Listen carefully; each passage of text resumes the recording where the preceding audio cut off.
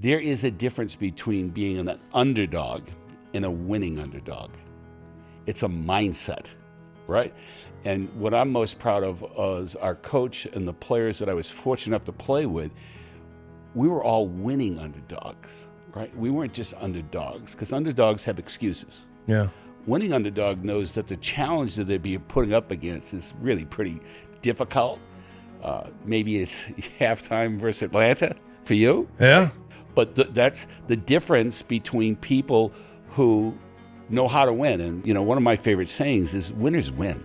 Winners win, baby. Winners win. Now, what's the difference between a winning underdog and an underdog? Well, you've been in athletics long enough, and whether it's athletics or sports or life, people have talent, but they don't use that talent. So being a Boston fan, you think of Dustin Pedroia, a little teeny thing. And when you look at a guy like him, you say, he did all this with this talent? Yeah. To me, that's the winning underdog, because he or she does not take no for an answer. It's this mindset that they have that they're going to do whatever it takes to win. And when you play sport long enough, and I think you're 12, 14 years, right? Injuries reinvent yourself. You constantly have to figure out how to stay valuable, and it doesn't matter how it is. And that's the winning underdog. The underdog has an excuse that I got injured, I'm not quite as fast, all those other things. The winning underdog just says, no, winning is the most important thing, and I just got to figure out how to do it. Failure isn't fatal, but being afraid to is. Yeah. And when you all of a sudden reach a level in the sport where you're not as good as people think you are, that's pressure, man. That's pressure. That's pressure, because you can't be a winning underdog anymore. You can't, it's like that favorite poem, The Man in the Mirror. I don't know if you've ever read that one. No. But the net is, you can fool everybody else in the whole world, but when you look at yourself in the mirror, you can't fool yourself, right? No. And so when you're done. That's when I felt it. You just know when you're done. I always tell people, how would you like a job that every time you made a mistake, right, a big red light went on, right? They took your mistake and put it up on the scoreboard. They said who scored the goal, who helped them score the goal, what time they scored the goal, and if you missed it, they showed it again on the Jumbotron, right? Yeah. So you got to have a different skin. You got it. Life of a goalie. So I don't know if you remember this, but I go in, I'm speaking, and so Tom is right in front of me, and Jimmy Garoppolo is right here.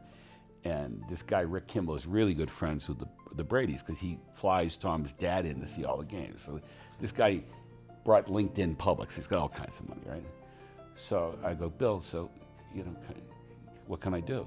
How hard do you want this to go? He says, no, Jim, do your thing. I said, okay. So I remember saying, hey, Tom, this really means a lot to you, because you've been here now and you've won, and you know how hard it is. And, you come from a great family, and I know your mom and dad, so it's really good. I go, Jimmy, what do you do? Do you bring Tom's shoulder pads outside, and when he's on a TV thing, stick your head in so people can look at it? Or are you preparing to take his job like he did Drew Bledsoe's? That's how I started the thing. I remember that now. And then the other part that was really fun is I remember saying, how many people here are rookies? And they all raised, all these people get up and raise their hand. I go, you're not rookies, you're New England Patriots. And the expectation that Belichick has for you is not of a rookie, because rookies make mistakes, and he's not gonna have you. You're a New England Patriot, right? The other day you were a rookie, but you made this team today. And so the mindset that I always felt that you guys had was, it didn't matter if you're a rookie, you're a teammate, and you're expected to do your job, and if you're put in there, you need to execute. So I always tell people, you are what your goals are. Yeah.